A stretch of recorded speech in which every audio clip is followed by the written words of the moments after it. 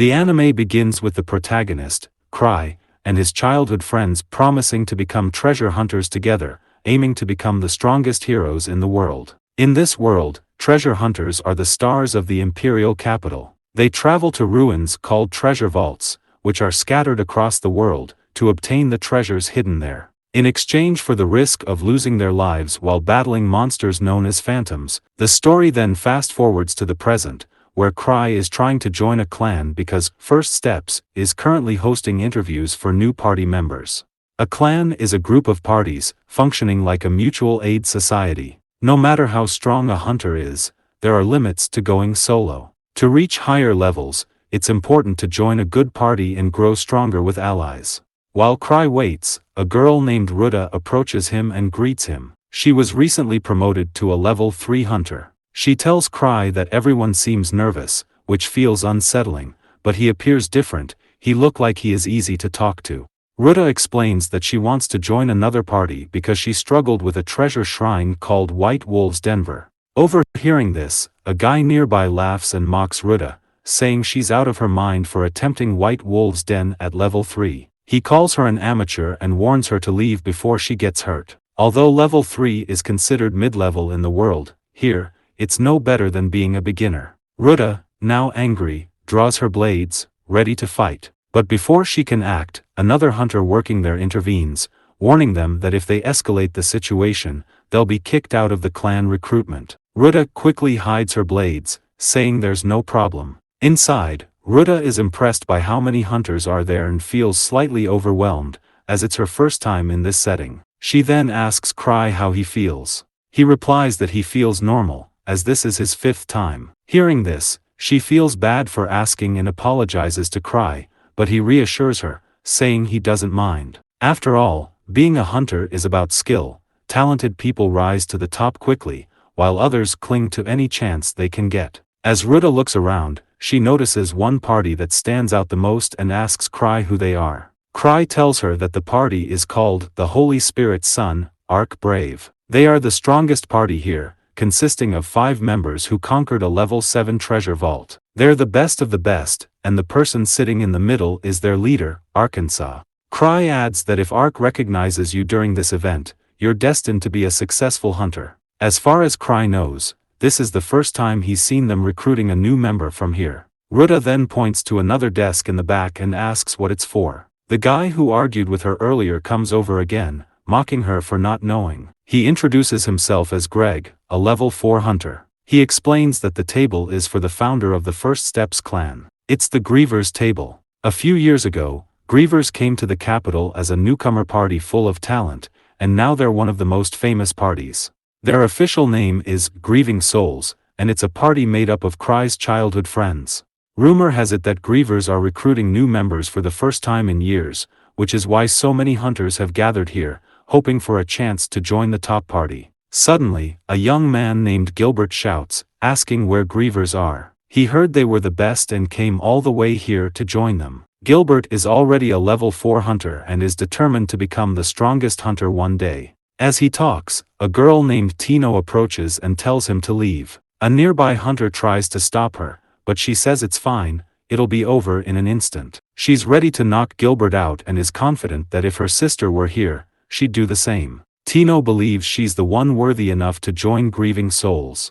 Excited, the other hunters encourage them to fight, even making space for them. Meanwhile, Cry tells Ruta to go outside with him, warning that if they get caught up in the fight, they might die. As they are about to leave, Tino suddenly senses Cry and starts looking around for him, ignoring her opponent who is ready to unleash a powerful skill. As soon as she spots Cry, she rushes toward him, blocking his way and asking, "What are you doing here, master?" At the same time, Gilbert misses his attack and gets his sword stuck. It turns out that Cry is Tino's master and also the clan master and leader of Grieving Souls.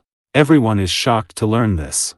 Several years ago, Cry and his childhood friends left the imperial capital as newcomers and began conquering beginner treasure vaults one after another. Cry has always felt like the weakest member of the team. Once, a monster approached him from behind, but one of his friends saved him. Before he could thank them, they praised him instead, thinking he had used himself as a decoy to make it easier for them to kill the monster. Cry, however, hadn't realized this at all. Fearing that he might one day become a burden to his team, Cry decided to tell them his true feeling and was prepared to leave the group. However, instead of letting him go, the team asked him to become their leader, much to his shock. It seems like Cry is suffering from success. From that day on, Cry continued as the leader of his party. Several years passed, and although Cry always wanted to retire from being a hunter, he couldn't because of his leadership position. Later, Ark approaches Cry and asks why he's late. Cry explains that he overslept, but Ark doesn't believe him, thinking he's just joking around. Ark assumes Cry is secretly assessing the hunters by blending in with the participants. Cry tries to deny this, insisting he just overslept, but Ark doesn't listen. As Ark talks, Tino points at him, accusing him of being rude to Cry and demanding that Cry expel Ark from the clan. Tino dislikes Ark and always calls him a fake handsome guy. She doesn't even let him get close to Cry. Ark, on the other hand, finds Tino's behavior funny and often tries to pat her on the head. It turns out that Tino is a level 4 solo hunter from the clan Footprint. She is also an apprentice and protege of Liz, one of Cry's childhood friends. Ark then asks Cry if he's found any good candidates. Cry smiles and replies by asking, "If I said there was a candidate, would you take them by your side?" Ark smiles and says, "Of course, I trust your judgment, but I can only take one member." Ark's teammates get angry at Cry for suggesting the idea, as they don't want any new teammates.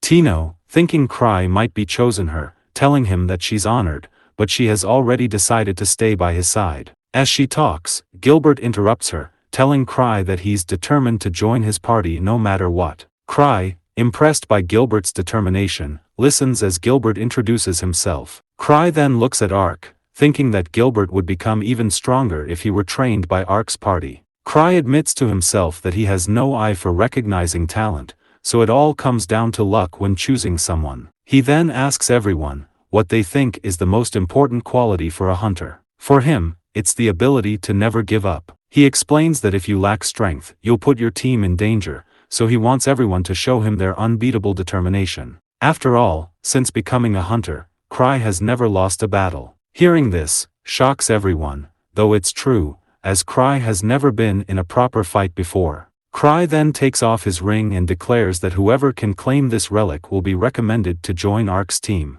He tosses the ring to Gilbert, but as soon as Gilbert catches it, he gets kicked in the face by Tino. Poor guy. Every hunter then begins fighting over the ring. Cry tells them that the ring is a treasure and he'll give it to whoever wins, before leaving the scene. The next day, at the clan house, a girl named Eva, the vice clan master, informs Cry that he made the front page of the news article about the recruitment incident. Luckily, no civilians were hurt. However, they still received a call from the Explorers Association. Cry asks what Ark thought about the situation. Eva tells him that Ark was laughing as he read the article. Cry, thinking Ark has a big heart. He then tells Eva to send the bill for the bar repairs to Ark and to have Ark handle the Explorers Association as well. Eva, however, believes Cry relies too much on Ark and tells him she can't do that. After all, the Explorers Association specifically requested Cry to go. Cry doesn't want to leave because his reverse face relic,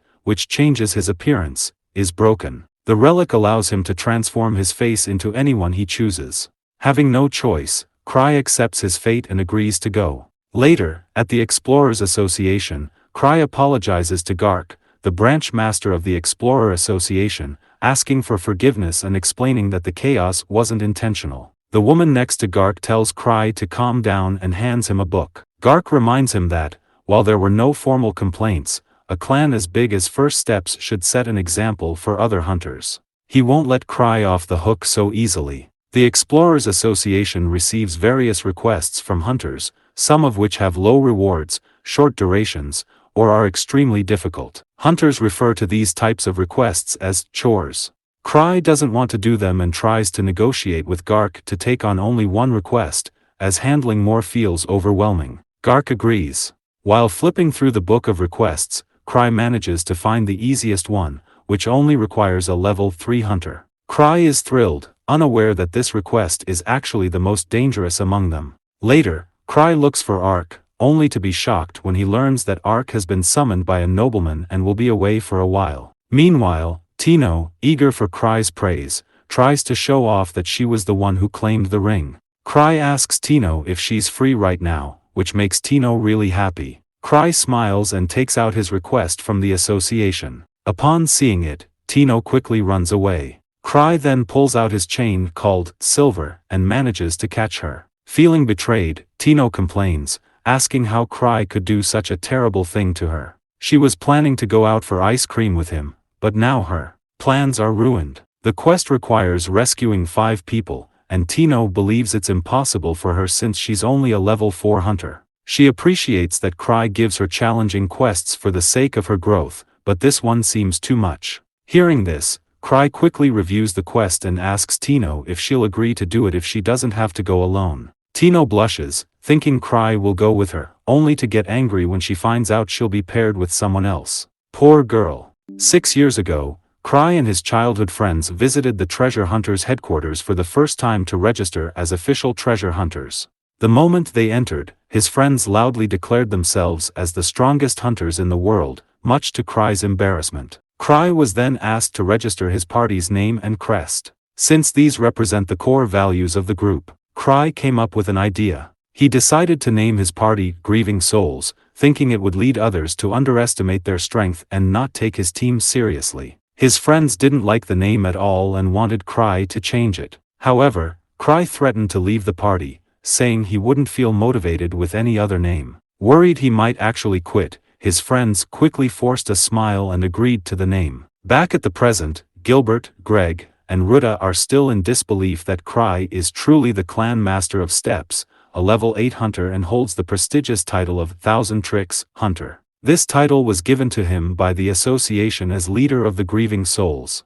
When hunters reach a certain level of prestige, they are awarded special titles and are almost revered like celebrities. For hunters, there's no higher honor. Cry then asks the 3 of them to help Tino with her quest. Greg and Ruta agree to help, however, Gilbert does not. He refuses to believe that Cry is the leader of the strongest party everyone talks about. He thinks Cry is a weak hunter, judging by his size, and refuses to listen to him. Cry respects his opinion and decides to take only Greg and Ruta's help. Gilbert is shocked by this and wonders how Cry can give up on him so easily. Cry tells him that it's unfortunate, but there's not much he can do. He then tells Tino that if she needs more help, she can ask someone else from the clan. Tino asks Cry one more time to come with her, but he declines. As they were about to leave, Gilbert told Cry to stop and challenged him to a one-on-one fight, saying that if he lost, he would join them. Cry agreed, but stated that he wouldn't be the one fighting, Tino would. Tino was furious with Gilbert for his rude behavior toward Cry and was ready to beat him to a pulp. Gilbert told Tino that he had been careless during their last encounter, but today he was going all out. He then looked at Cry and said that once he beat her, Cry would be next. This annoyed Cry because he didn't want to fight. Cry then reveals that Tino is also level 4, which shocks Gilbert. Tino warns Gilbert that, compared to Cry, she's garbage, but there's no way she'll lose this fight. She then drops her weapon, saying she'll hold back so she doesn't kill him. Greg and Ruta are shocked and worried about Tino, since she's a thief, a class not typically suited for one-on-one combat. Cry, however, thinks differently. While they are the same level, Tino reached hers solo and has plenty of experience fighting humans. The only thing that gives Gilbert the upper hand is his sword. Depending on its abilities, it could easily tip the scales in his favor. While he was thinking, Gilbert suddenly dropped his sword, telling Tino not to underestimate him. He didn't need a weapon to fight an unarmed girl, which made Cry wonder if Gilbert was out of his mind, a swordsman tossing aside his own sword. Tino happily told Cry that if she won, he'd have to take her for ice cream. Cry wanted to say no, but he couldn't. He didn't want to upset her. Then, the battle began. Tino moved fast, landing a kick that knocked Gilbert to the ground. He got up quickly, trying to counterattack, but Tino caught him and warned him not to talk back to Cry ever again if he doesn't want any more pain. Tino wants Gilbert to treat Cry as a god and pray to him 3 times a day. As she talks, Gilbert finally regains his strength and breaks free from Tino, only to be chopped in the neck by her. Tino quickly looks at Cry, expecting praise, while Greg and Ruta are still in disbelief that she actually won so easily. Gilbert, however, still refuses to accept defeat. he suddenly has a flashback to his youth when he first dreamed of becoming a hunter. As a child, he picked up a sword and quickly surpassed even the adults around him. He grew up, moved to the capital, and joined a party, clearing multiple treasure vaults. He was proud of how far he'd come, believing no one could beat him. As he was lost in thought, Tino approached and told him to pick up his sword. When he refused, Tino remarked on his foolish pride, warning him it would mean nothing if he died. Gilbert knows she's right. In a real fight, he would have been dead long ago. Cry then tells him he knows that Gilbert left his party because the power difference between him and the others was just too great. Gilbert is shocked, wondering how Cry could know that. Cry explains that the same thing happened in his own party, but no one was ever abandoned, which is true because his team wouldn't even allow Cry to leave. Hearing this, amazes Gilbert. The Grieving Souls is a group of elites who stand out even here in the capital. So that mean, Cry has been showing mercy to people like this all along. Cry then kicks the sword, and suddenly fire bursts from it, surrounding Cry. Cry tells Gilbert that it is a great sword and he should treat it well. Gilbert, in disbelief, because even he couldn't be able to use this sword to that extent and with such ease, and he calls Cry a monster. In this world, mana material is considered the basic substance of everything. It's everywhere, but you can't see it with your eyes. Treasure vaults form when ley lines and other forces gather mana material, creating limited alternate worlds based on memories from the core of the world. Although many places study how this works, it isn't fully understood yet. The White Wolf's Den is one of these treasure vaults.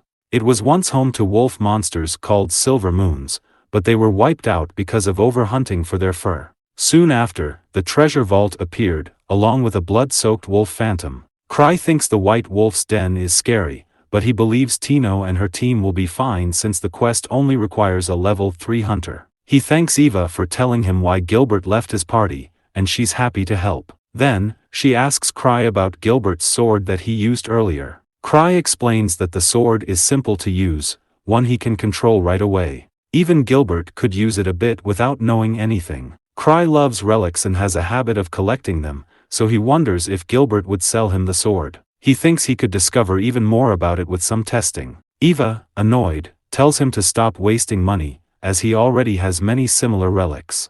Cry explains to her that each relic has its own personality. Even if they look alike, they all work a bit differently. Eva sighs and tells him that, even though his team makes good money, he needs to cut back a little. After all, the team's profits are split equally among all members, no matter how much each person contributes.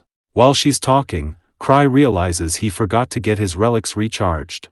Later, he asks a fellow hunter to do it for him, and learns that a rogue phantom recently appeared on a road up north, destroying an entire guarded caravan. 3 level 3 guards were defeated. Witnesses say the phantom took the form of a wolf. Since the location is close to the White Wolf's Den, the phantom likely came from there. Upon hearing this, Cry begins to worry about Tino and her team. The hunters then share more bad news, saying that phantoms in the White Wolf's Den have been growing stronger, and there's talk of increasing its danger level. In fact, even a party of level 5 hunters has gone missing while going there. In a panic, Cry looks at the quest one more time, and it turns out that the quest is to rescue the missing level 5 hunters.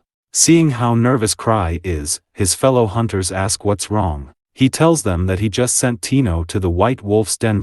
The hunters are shocked and say, "You sent Tino, a level 4, into a place where a level 5 party went missing?" Cry smiles and explains that it will be good practice for her. He reassures them not to worry because he also sent 3 independent hunters with her. This makes them even more shocked, as they say it's already a difficult mission, and now he sent her with a makeshift team. They think this must be part of the 1,000 trials, which is why Cry's party is the strongest. Cry then excuses himself and leaves, reassuring himself that everything will be fine. Gilbert is quite capable, as long as he has his sword. However, Cry remembers that he used up all the mana in the sword and wonders if Gilbert has recharged it since then. Elsewhere, Tino tells her team that this quest is very difficult, which is why she wrote a will. She doesn't plan on dying, but she wants to be prepared. Tino explains that Cry knew something was wrong at the White Wolf's Den, and that's why he sent them here. She adds that the makeup of their party isn't random, it's all part of Cry's plan. Greg and Gilbert doubt this since they just met Cry for the first time yesterday. However, Gilbert remembers that Cry knows about his past, which makes him believe Tino's words. Tino tells everyone that Cry has a lot of knowledge about the hunters in the capital and all the treasure vaults. Even though he has never met them, it is easy for him to read their actions and thoughts. The pub incident was also planned out. Everything has been carefully thought through, including their arrival here. No matter what happens, everything is going according to his plan. He would never randomly send them on a mission that is impossible. Meanwhile, Cry doesn't know what to do. He hoped that Tino and her team will come back if it gets too hard, but then he remembered that Tino is under the bad influence of his childhood friends, so she won't give up that easily. With no other choice, Cry decides to go after them and stop them before they reach the White Wolf's Denver. He gathers most of his strong relics and gets ready to leave, but Eva stops him. She asks what he's doing. Cry tries to lie and says he's just going for a little walk, but she doesn't believe him. Eva finds Cry's actions cute because, no matter what he says, he's still worried about Tino. After saying goodbye to Eva, Cry uses his relic and takes off into the air. Eva wonders if he will be okay, especially since the relic he used to fly came from the human missile incident. It has no safety features, no brakes, and can't hover or steer. It's just plain defective. At the same time, Tino and her team are shocked to see a monster wielding a sword and wearing armor, and they struggle to defeat it. Long ago, when the grieving souls had recently begun their operations, Cry and his team gathered at a tavern to talk about their latest adventure. They mentioned how they'd managed to defeat a cyclops. A man nearby overheard and scoffed, telling them not to talk nonsense. There was no way a bunch of kids like them could defeat such a creature. But he was left stunned when Cry's team showed him the Cyclops corpse as proof. Back in the present, Tino and his team struggled to defeat the monster, but they still managed to it. Greg asked Gilbert why he hadn't used his fire. Gilbert then realized that his sword had run out of mana due to Cry, and he had forgotten to recharge it. Ruta then suggested they should retreat for now, but Tino refused. She insisted they push forward, explaining that they had to complete the mission because it was Cry's decision. She reminded them that the depletion of the sword's mana was likely part of Cry's plan, urging them not to rely on their relics. At the entrance of the treasure vault, many monsters were guarding it. Gilbert wanted to go first, thinking that if he could take out the monsters with his bow and gun, the rest of the battle would be manageable. Tino called him foolish, saying that as the leader, it was her responsibility to ensure everyone came back alive. This time, Cry was counting on her to lead. Returning home with every member safe was the bare minimum. She then came up with a plan. Since she and Ruta were nimble, they would draw the enemies toward them, while Gilbert and Greg attacked from behind. Meanwhile, Cry wished everything was going okay. He thought that if worse came to worst, at least Tino should survive, even if she had to use the rest of the party as meat shields. Tino's strategy worked, and they easily defeated the monsters one by one. Even though the monsters outmatched them in skill, Tino and her team had one advantage, and it is their teamwork. Tino thinks her team isn't too bad, especially considering they were quickly assembled. Gilbert may have a big mouth, but he's actually pretty strong. Ruta doesn't do anything too flashy, yet as a thief, she's excellent at locating enemies. As for Greg, he has a lot of experience, which helps him coordinate well with the others. Tino believes that Cry calculated all of this perfectly and even calls him a god. As they fight, Gilbert suddenly has a flashback to when he left his previous party because the gap in their abilities is too wide. Back then, he was filled with anger. But now, he understands that they were struggling too, and he had never considered their feelings. He never knew that fighting alongside a team could feel this good. As they venture deeper, they arrive in an open area. Tino senses something there, likely a boss. Greg suggests they should retreat, but Tino insists they fight. After all, they've made it this far without a scratch. Tino scolds Greg, saying he shouldn't be so cautious. Explaining that safe missions don't help people grow. Caution is usually good, but sometimes you have to throw it aside. Greg thinks she's not entirely wrong. He explains that once a hunter reaches level 4, they can earn a decent living by completing treasure vaults below their level. Up until now, whenever he had doubts about winning, he would pull back from the fight. This hesitation was a result of seeing many of his friends die. Tino tells Greg that he must want to change, which is why he joined First Steps. It's also the reason Cry placed him in this party. After all, why would Cry choose someone he barely knew? Tino then tells her team that Cry isn't the type to form a group randomly. Everything he does is planned and calculated. Ruta then asks her, so why did he pick me? Tino pauses for a moment and thinks it's because of her big melon. Ruta is shocked hearing this and got annoyed. At the same time, Cry can't find Tino anywhere, he think he might come too late already. As he go near the treasure vault, he realized that his flying relic doesn't have a break at all. Having no choice, he fly into the vault, crushing everywhere. Meanwhile, Tino and her team have a hard time fighting the boss, knowing they can't win in a head-on fight. Tino carefully observes the boss and spots its weak spot. She tells her team to cover for her while she attempts to reach the boss's neck. Gilbert tries to draw its attention by blocking its attacks, while Greg strikes its leg but gets knocked to the ground. The boss then turns to attack Tino, but she skillfully dodges all of its blows with ease. Ruta is amazed to see Tino move with such confidence, showing no fear on her face. The boss then turns its attention to Greg and breaks his sword. Just as it's about to strike Greg down, Ruta arrives in time to save him. Seeing the opening, Tino charges at the boss, but got cut by its sword. Despite the injury, she manages to reach its neck and deliver the fatal blow, killing it. Tino then uses a healing potion to treat her wound. Afterward, the team regroups, believing that the only task remaining is to rescue the missing persons. But before they go, Tino hands Greg her sword, telling him it's better than nothing. As they talk, a flying axe comes toward them, but Tino manages to dodge it just in time. Four monsters that resemble the boss then appear, startling everyone. Tino thinks that this is too much for her to handle and questions Cry's decision. She then points to a passage and instructs everyone to retreat there. However, before they can move, a monster blocks their path. Greg and Gilbert decide to be the bait, telling Tino and Ruta to escape first, but they refuse. Tino then remembers the ring she received from Cry. She turns around and tells everyone that she's not going to sacrifice anyone. After explaining her plan, Greg, Gilbert, and Ruta charge at the monster, trying to distract it while Tino waits for an opening. She recalls how Cry taught her to use the ring before launching it at the monster, blinding it. Seeing this, Gilbert charges at the monster. Tino yells for him to stop, but he doesn't listen and ends up getting knocked into the wall. Gilbert apologizes to Tino, but she tells him not to since it's her fault for not being a better leader. Just as they think they're done for, Cry suddenly crashes into one of the monsters. Cry is relieved to see that Tino is safe, but strangely, the monsters appear afraid of him. When one of them attacks Cry, it did nothing, leaving it shocked. Cry then smiles and assures them that it won't be easy to kill him, as he still has 17 lives.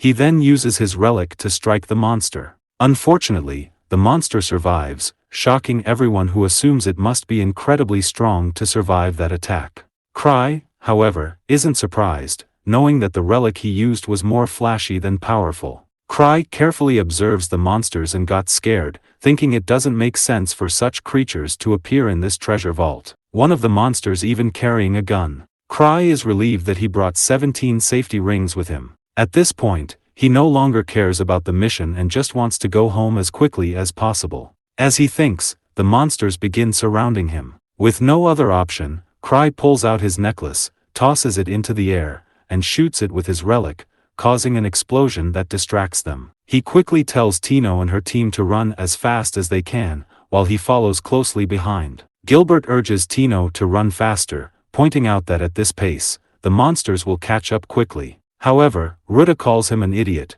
reminding him that Tino's leg is still not fully healed. She believes Cry is deliberately setting a slower pace as the rear guard, taking Tino's condition into account. Meanwhile, Cry isn't slowing down on purpose, he's running at full speed here. Tino thinks about how kind Cry has been to her, reminding her of when they first met. When Tino was younger, she was caught by two men who tried to sell her. Luckily, Cry and his team were passing by, saw what was happening, and quickly knocked out the men, saving her. From that moment on, Tino admired Cry and his team, considering him a god. After managing to escape, Tino approaches Cry, wanting to apologize for not meeting his expectations.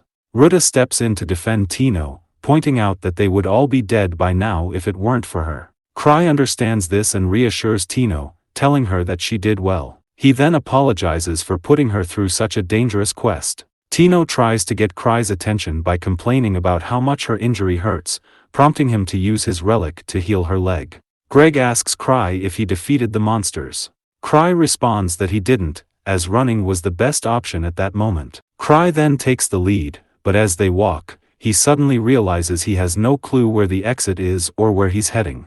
In the past, when Cry first showed his childhood friends his relics, they were amazed. However, most of the relics he had collected turned out to be completely useless. One was a magic bag that could hold much more than it appeared, but it could only store chocolate. Another was a bracelet called the Labyrinth Ring, which distorted the wearer's sense of space. There was also a cursed sword. Whoever wielded it would fall under its control and be driven to attack others on sight. Afterward, these dangerous relics were fortunately turned into training gear for them. Back in the present, as they walk, Cry couldn't help but wonder why he was leading the group. He figured it should have been Tino or Ruda. When he turned around to speak to them, he was surprised to see that all of them had turned around as well, thinking Cry was looking at something behind them. Cry misunderstood the situation, thinking that Tino might be angry with him, which was why she wasn't talking to him. Just then, Gilbert suddenly asked Cry where they were headed. Cry thought, of course, we're heading to the exit, but before he could answer, Tino spoke up, telling Gilbert that figuring out Cry's plan was part of their training. She then added that they had actually been moving away from the exit this whole time. If they want to return, they have to go back to the boss chamber. This revelation surprised everyone, even Cry. Cry thinks to himself that this explains why the monsters looked so strong. Not wanting to get exposed, he realizes he has no choice but to go deeper. There, they find the missing party, which shocks everyone. They begin to wonder if this was Cry's plan all along. Tino then proudly tells them that everything Cry does, he does for a reason. After rescuing the missing party, a man named Rudolph, the party leader, thanks Tino for saving them. But Tino replies that if anyone should be thanked, it should be Cry, since he was the one who figured everything out and led her team here. After giving them some potions, Ruda asks Cry if he has anything to eat, as their energy is completely drained. Cry smiles and happily pulls out chocolates from his magic bag, telling everyone to eat as much as they want. Tino, impressed, thinks to herself that Cry is truly a god. He not only saved her and her team, but also found the lost party with ease. What's even more impressive, though, is his ability to calm everyone down in such a tense situation. Later, Gilbert asks Rudolph how the Wolf Knights were able to defeat them, a level 5 party. Rudolph denies it, saying the one who defeated him and his team was a small phantom with its entire face covered by a skull. He believes that the phantom is the embodiment of hatred. It's likely a manifestation of the lingering curse of the Silver Moon. After the humans wiped out the wolf monsters, their hatred grew inside the treasure vault, eventually transforming into this immense power. The phantom is so powerful that Rudolph and his team don't stand a chance against it. Back then, it refused to finish them off, toying with them, but it will definitely kill them the next time they meet. Rudolph thinks the phantom might even be on the same level as Thousand Swords, the strongest swordsman. This terrifies everyone, except Cry, who think otherwise. Thousand Swords is his childhood friend and a member of the Greaves, so Cry knows better than anyone just how strong he really is. As the Sword Saint's apprentice, he was trained in proper swordsmanship, which became the foundation for his study of various sword fighting styles.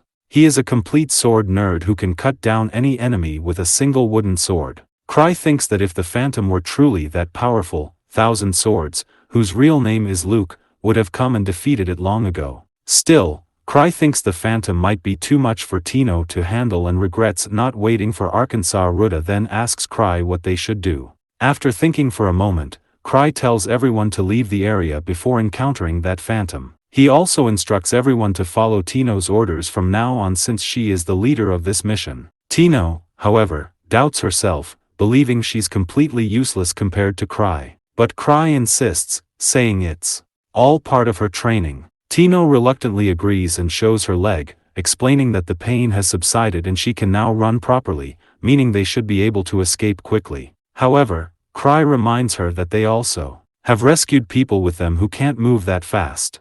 Tino quickly apologizes for not considering that. Of course, Cry only saying that because he thinks he's the only one who can't keep up. On the way, Rudolph tells Tino that if the Phantom appears again, she can use him as a human shield to ensure at least his party escapes safely. Tino confidently reassures him that everything will be fine because Cry is there, so there's no need to worry. Cry, however, finds Tino's faith in him absolutely unrealistic. If it were just her, he could carry her and escape, but saving everyone in the group is simply impossible. Suddenly, the sound of wolves howling grows closer. Cry checks his relics and realizes he has only 5 safety rings left, meaning if he dies a 6th time, it will be permanent. Cry has no other relics he can use. The shooting ring won't be able to stop them. And the citrus slime is missing, plus he dropped the sword relic he had tied to his waist somewhere. A sense of dread then washes over Cry as he wonders if this could truly be the end of his life. The phantom suddenly appears, and Cry quickly steps in front of Tino, telling her to stay back. He plans to use his flying relic to turn himself into a human missile. Though it will cost him a life, he hopes to land a surprise attack. Suddenly, the atmosphere shifts, filling everyone with fear. As the phantom approaches, they notice a woman walking behind it. To Cry and Tino's shock, the woman is none other than Cry's childhood friend, Liz. With a single powerful kick, she sends the phantom flying, slamming it into the wall. Liz approaches Cry and asks if the people with him are new members of their party. When Cry denies it, she looks relieved, commenting that they all seem far too weak to her. She then hands Cry the sword relic he had dropped. As they talk, the others begin murmuring, wondering who Liz really is. Overhearing them, Liz becomes furious and asks if they're truly hunters. She can't believe there are still people in the capital who don't recognize her. The members of the Grieving Souls. Liz tells Cry that when she returned from her mission, she heard he had gone to a treasure vault to help Tino, so she rushed over without hesitation. She still can't believe it and is furious at Tino, her apprentice, for being unable to handle cleaning up a bunch of weak enemies and having to rely on Cry. Liz harshly scolds Tino, making everyone feel sorry for her. When Gilbert tries to step in and explain the situation to Liz, he ends up getting kicked. Poor guy. Cry then steps forward to calm Liz down, explaining that Tino actually did very well on the mission. To divert her mood, Cry compliments Liz on how much better she's gotten at holding back compared to before, which makes her very happy. Smiling, Liz agrees and then tells Cry that Tino does have talent. What she lacks is ambition, effort, and the willingness to risk her life. As she speaks, the phantom suddenly gets back up and calls for reinforcements. Furious, Liz puts on her mask and steps in front of everyone. The Wolf Knight then fires a machine gun at her, but Liz moves so quickly that she effortlessly catches all the bullets, shaping them into a perfect square. Seeing this, everyone is stunned, except for Cry and Tino. With a single kick, Liz able to kills the Wolf Knight. When the phantom attempts to attack her, she stops it with just her finger. She then keeps punching it in the face until it dies, while scolding Tino, saying, "This is how you're supposed to defeat it." Tino can't hold back any longer and starts crying, making Cry feel bad for her. As he watches Liz defeat the phantom with ease, Cry laughs at the idea that the phantom could be on par with Thousand Swords.